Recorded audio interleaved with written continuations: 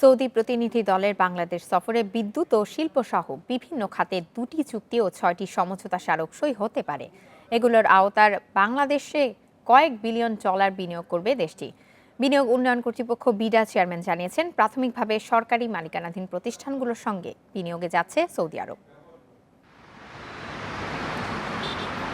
তেল নির্ভর অর্থনীতি থেকে বেরিয়ে আসতে নানা সংস্কার কর্মসূচি নিয়েছে সৌদি সরকার। এরই অংশ হিসেবে বিভিন্ন দেশে বিনিয়োগ করছে রিয়াদ।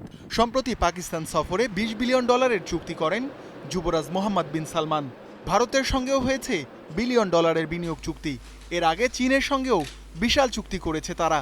এরই ধারাবাহিকতায় ঢাকা আসছে 34 সদস্যের প্রতিনিধি দল। দুজন মন্ত্রীর নেতৃত্বে দলে থাকছেন সরকারি ও বেসরকারি খাতের প্রতিনিধিরা।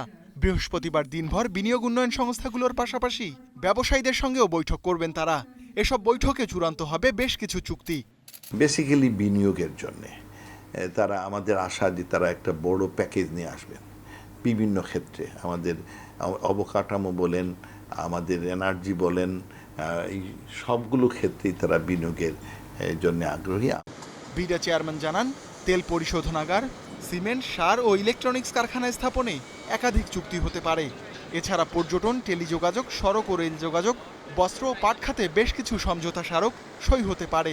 পাশাপাশি ওষুধসহ বেশ কিছু খাতে বিনিয়োগ করতে সৌদি আরবকে প্রস্তাব দেবে তারা। সৌদি আরবে কর্মরত প্রবাসীদের ইন্স্যুরেন্সের আওতায় আনা ও রেমিটেন্স পাঠানোর সহজে সমঝোতা চুক্তিও হতে পারে। সমঝোতা স্মারক স্বাক্ষর করব। এ পর্যন্ত এই ধরনের 6টি বিষয় চিহ্নিত করা হয়েছে। 2টি বিষয় এগ্রিমেন্ট হতে পারে। আর এর বাইরে বেশ কিছু প্রকল্প আছে যেটা সৌদি আগ্রহের কারণে অথবা বাংলাদেশি আপনার যে সংস্থা আছে তাদের আগ্রহের কারণে আলোচনা এসছে। বিডা চেয়ারম্যান জানান, দেশে রাজনৈতিক ও সামষ্টিক অর্থনীতির স্থিতিশীল পরিবেশের কারণেই বিনিয়োগে আগ্রহী হয়েছে সৌদি আরব। চীন, পাকিস্তান কিংবা ভারতের চেয়ে এখানে কম খরচে ব্যবসা করে বেশি মুনাফার সম্ভাবনা কাজে লাগাতে চান সৌদি বিনিয়োগকারীরা।